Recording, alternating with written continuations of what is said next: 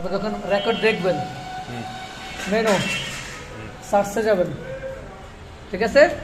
এটা আপনাদের রেকর্ড শুরু হয়েছে আজকে, ঠিক আছে? এই যে রেকর্ড তারিখ দিবেন আগে, এখানে যাওয়ার পরে যেমন 8 তারিখে ক্লিক করবেন, ক্লিক করার পরে এই সবুজের উপরে চাপ দিলে রেকর্ড শুরু হয়ে যাবে, ঠিক আছে?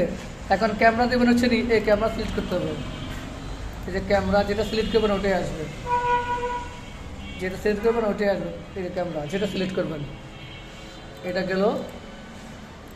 আর এই যেটা বড় করবেন, এটা বড়, এটা বড়, এই বাম বাটন ডাবল ক্লিক করবেন, বড় হয়ে যাবে। আবার ছোটো করবেন।